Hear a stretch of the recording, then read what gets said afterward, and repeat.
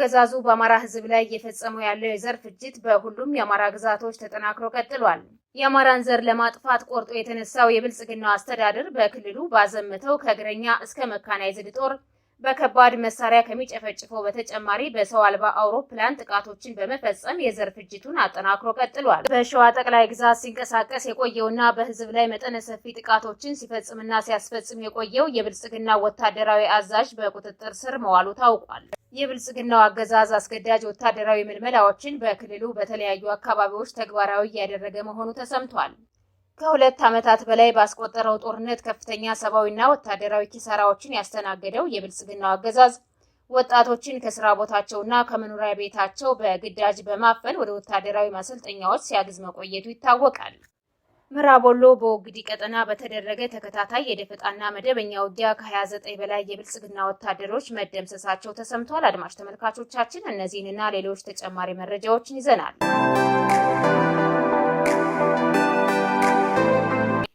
ሰላም ጤና ይስጥልን። የጥቁር አንበሳ ሚዲያ አድማጭ ተመልካቾቻችን እንደምን አምሽታችኋል? ዕለተ ማክሰኞ ሚያዝያ 14 2017 ዓ.ም መረጃዎችን ይዘን ቀርበናል። ከዜናዎቹ ጋር ሰናይት አያሌው ነኝ። አብራችሁን ቆዩ። ወደ ዝርዝር መረጃዎች አልፋለሁ። አገዛዙ በአማራ ህዝብ ላይ እየፈጸመው ያለው የዘር ፍጅት በሁሉም የአማራ ግዛቶች ተጠናክሮ ቀጥሏል። የአማራን ዘር ለማጥፋት ቆርጦ የተነሳው የብልጽግናው አስተዳደር በክልሉ ባዘመተው ከእግረኛ እስከ መካናይዝድ ጦር በከባድ መሳሪያዎች ከሚጨፈጭፈው በተጨማሪ በሰው አልባ አውሮፕላኖች ጥቃቶችን በመፈጸም የዘር ፍጅቱን አጠናክሮ ቀጥሏል። ከሰሞኑ የፋሲካ በዓል ዋዜማ ምስራቅ ጎጃም እናርጅና ውጋ ገደብዬ ከተማ የተፈጸመውን ጭፍጨፋ ጨምሮ ጎጃም ዋሸራና በሌሎች ቀጠናዎችን በተፈጸመው ተደጋጋሚ የድሮን ጥቃት ከ155 በላይ ንጹሃኖች በጅምላ ተጨፍጭፈዋል። አማራ ጠሉ የብልጽግናው አገዛዝ በተለይም የፋሲካ በዓልን ተከትሎ ሰዎች የሚሰባሰቡበትን አካባቢ በማጥናት ተከታታይ ጥቃቶችን የፈጸመ ሲሆን በጥቃቱ ሴቶችና ህጻናት ሰለባ ሆነዋል። በተጨማሪም ወረራ የፈጸመው የብልጽግናው እግረኛ ሰራዊት በዓሉን ለማክበር የተሰበሰቡ ንጹሃኖችን ቤት ለቤት በመግባት ረሽነዋል። የአማራን ህዝብ እንዲጨፈጭፍ የተላከው እግረኛ ሰራዊት በተለይም ጎጃም በውስጥ ባንዳዎችና አማራ ጠል በሆኑ የማንነት ቀውስ ባለባቸው ተለላኪ ባንዳዎች የሚታገዘው የብልጽግናው ኃይል ከባድ እልቂት እየፈጸመ ይገኛል ተብሏል። ጥቅም መጋራት በሚፈልጉ ኃይሎች የሚታገዘው የብልጽግናው ኃይል በጎጃም ቀጠና በህዝብ ላይ የሚፈጽመው ግፍ ከቀን ወደ ቀን እየከፋ መምጣቱን የመረጃ ምንጮች ተናግረዋል። ተመሳሳይ የዘር ጭፍጨፋው በጎንደር በወሎና በሸዋ ቀጠናዎች በተለይም ጠላት በተቆጣጠራቸው አካባቢዎች ተጠናክሮ ቀጥሏል። አማራ ጠሉ ብልጽግና ፋኖን ማሸነፍ ቢሳነውም የአማራ ህዝብ ሁሉ ፋኖ ነው በማለት በድሮን የታገዘ የጅምላ ፍጅት እየፈጸመ ይገኛል። ፋኖ የሚያደርገውን የፊት ለፊት ውጊያ መመከት ያልቻለው ሰራዊቱ ሁሉም አማራ ፋኖ ነው በሚል ስሌት ንጹሃንን ኢላማ ያደረገ መጠነ ሰፊ ጥቃቶችን መፈጸሙን ቀጥሏል። በሸዋ ጠቅላይ ግዛት ሲንቀሳቀስ የቆየውና በህዝብ ላይ መጠነ ሰፊ ጥቃቶችን ሲፈጽምና ሲያስፈጽም የቆየው የብልጽግና ወታደራዊ አዛዥ በቁጥጥር ስር መዋሉ ታውቋል። የአማራ ፋኖ ህዝባዊ ድርጅት ሸዋ ጠቅላይ ግዛት እዝ ፋኖዎች በዘመቻ ሜጀር ጄኔራል ከፍያለው ደሴ ልዩ ኦፕሬሽን ከፍተኛ ወታደራዊ አዛዥ የሆነውን ሻለቃ ጫኔ ለገሰን በቁጥጥር ስር አውለውታል። ሸዋ ጠቅላይ ግዛት በዘመቻ ሜጀር ጄኔራል ከፍያለው ደሴ ለተከታታይ ቀናት በጠላት ኃይል ላይ የተጠና ስልታዊ ኦፕሬሽን በመፈጸም የፋኖ ኃይሎች ከፍተኛ ድሎችን አስመዝግበዋል። በዚህም በትናንትናው ዕለት ሚያዝያ 13 2017 ዓ.ም ከደብረ ብርሃን ዙሪያ ቅት በተባለች ቦታ ያገዛዙን ወታደራዊ አዛዥ በቁጥጥር ስር መዋላቸውን ይፋ አድርገዋል። በተያዘም በትናንትናው ዕለት የሜጀር ጄኔራል አብርሃም አሰፋ የ40ኛ ቀን የመስዋዕትነት ዕለት በትግል ጓዶቹ ታስበው ውሏል። የሜካኒካል ኢንጂነሪንግ ምሩቅ የነበረው ሜጀር ጄኔራል አብርሃም አሰፋ ፋኖ መር የህልውና ትግል ከተቀጣጠለ ማግስት ጀምሮ ለአማራ ህዝብ ህልውና ለዓመታት ዋጋ ሲከፍል የቆየ ቅንነት የተላበሰ ጀግና እንደነበር በትግል ጓዶቹ ተመስክሯል። ሜጀር ጄኔራል አብርሃም አሰፋ በተለይም የኦሮሞ ብሔረሰብን ምሽግ አድርጎ አጣዬ፣ ማጀቴና አንጾኪያ ጋምዛን ለመውረር ተደጋጋሚ ጥቃት ሲያደርግ ከነበረው የኦነግ ሸኔ ኃይል ጋር በበርካታ ግንባሮች በጀግንነት የተፋለመ ጀግና ነበር ተብሏል። በአማራ ፋኖ ሸዋ ጠቅላይ ግዛት እዝ አስቴጎማ ተራራ ክፍለ ጦር ስር ከቲም እስከ ክፍለ ጦር ህዝብ ግንኙነት ሆኖ በጽናት ሲያገለግል የነበረው ሜጀር ጄኔራል አብርሃም አሰፋ መጋቢት 22 2017 ዓ.ም ከአገዛዙ ሰራዊት ጋር በመቅደሳ ላይ በነበረው አውደ ውጊያ ከ25 በላይ የብልጽግና ሰራዊትን ደምስሶ በጀግንነት በክብር ተሰውቷል። ጀግናው በጠላት ተመቶ ሲወድቅ አስከሬኑን በጠላት እጅ አናስገባም ያሉ አጠገቡ የነበሩ ሻለቃ ደረጀና አርበኛ የለም የጠላትን ሰራዊት አይቀጡ ቅጣት በመቅጣት የአርበኛውን አስከሬን ይዘው በመውጣት ለጀሌ አስረክበው እነሱም ለአማራ ሕዝብ ነጻነት ሲሉ በጀግንነት መስዋዕት ሆነዋል። በመሆኑም የሜጀር ጄኔራል አብርሃም አሰፋ፣ የሻለቃ ደረጀና አርበኛ አየለ የ40 ቀን የመታሰቢያ ቀናቸው በትግል ጓዶቻቸው በትናንትናው ዕለት ታስበው ውሏል።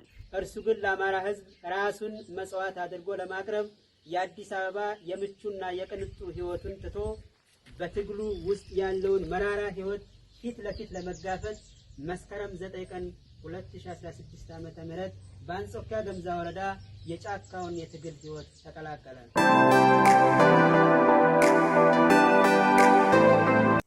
የብልጽግናው አገዛዝ አስገዳጅ ወታደራዊ ምልመላዎችን በክልሉ በተለያዩ አካባቢዎች ተግባራዊ እያደረገ መሆኑ ተሰምቷል።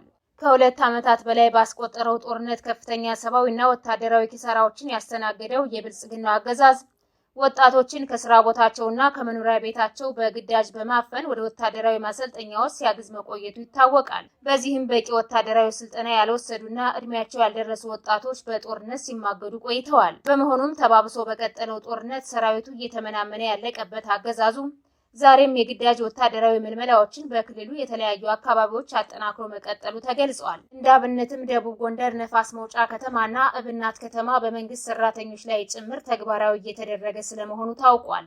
ይህ አስገዳጅ ወታደራዊ ምልመላ በተለይም ደግሞ ከሚያዝያ 2017 ዓ.ም ጀምሮ በተለያዩ አካባቢዎች ተግባራዊ እየተደረገ ይገኛል ተብሏል። አገዛዙ ከዚህ በፊት በግዳጅ አፍሶ ያሰለጠናቸው ስምሪት በመስጠት በየቀጠናው ገብተው ፋኖን እንዲዋጉ ያደረጋቸው አዲስ ተመራቂ አድማ ብተና ስም የተሰጣቸው ኃይሎች የግዳጅ ቀጠናቸውን በመልቀቅ ፋኖን መቀላቀላቸው የሚታወቅ ነው። በሌላ በኩል ከጎንደር ሳንወጣ ደቡብ ጎንደር እብናት ከተማ የመከላከያ ደህንነት ኃላፊው እርምጃ ተወስዶበታል። ከዚህ ቀደም ፋኖ የነበሩና ወደ መከላከያ ገብተው በሚሊሻ ስም ካገዛዙ ሰራዊት ጋር ተቀላቅለው የቆዩ የፋኖ አባላት የመከላከያ ደህንነቱ ላይ የተኩስ ሩምታ በመክፈት ከነአጃቢዎቹ እርምጃ በመውሰድ ፋኖን ተቀላቅለዋል ተብሏል። በቁጥር 6 የሚሆኑ እነዚህ የፋኖ አባላት የነበሩና አሁን በሚሊሻ ስም ያገዛዙ ሰራዊትን የተቀላቀሉ ኃይሎች ለጊዜው ምክንያቱ ባልታወቀ ሁኔታ በጠላት ኃይል ላይ እርምጃ በመውሰድ ፋኖን ተቀላቅለዋል።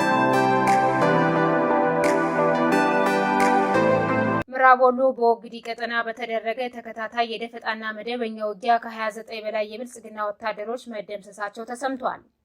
ከሰሞኑ ሚያዝያ 10 2017 ዓ.ም ጀምሮ በተደረገው ተደጋጋሚ የማጥቃት ዘመቻ የብልጽግናው የገዳይ ስብስብ ከፍተኛ ሽንፈት አስተናግዷል።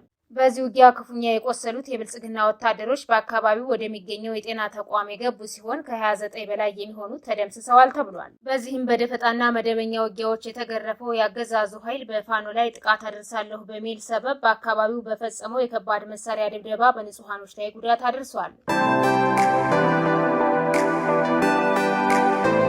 ምዕራብ ጎጃም ላይበር በተባለች ከተማ ለብልጽግና ሰራዊት መረጃ በመስጠት መንገድ ሲመራ የነበረ አንድ ቅጥረኛ ባንዳ በቁጥጥር ስር መዋሉ ተሰምቷል። ከዚህ በፊት የፋኖ አባል የነበረና ፋኖን ሲሰልል የቆየው ይህ ግለሰብ ከፋኖ በመውጣትና ለአገዛዙ እጅ በመስጠት የፋኖን እንቅስቃሴ በመከታተል ጥቆማ በመስጠት ጥቃት ሲያስፈጽም ቆይቷል። ግለሰቡ መንገድ በመምራትና ጥቆማ በመስጠት የባንዳነት ስራውን እየሰራ ባለበት ወቅት በትናንትናው ዕለት ከብር ሸለቆ ወታደራዊ ካምፕ በቅርብ ርቀት በምትገኘው ላይበር ከተማ ላይ ፋኖ ባደረጉት ስልታዊ ኦፕሬሽን ያገዛዙ ወታደሮች በሰፈሩበት አካባቢ በቁጥጥር ስር አውለውታል። ይህ ግለሰብ በፉነት ሰላም፣ ማንኩሳና ክሊኒክ በሚባሉ ቀጠናዎች በመንቀሳቀስ በተለይም የፋኖ ቤተሰቦች ናቸው በሚል ለንጹሃኖች ጥቃት ዋነኛ ምክንያት ሆኖ ቆይቷል ተብሏል።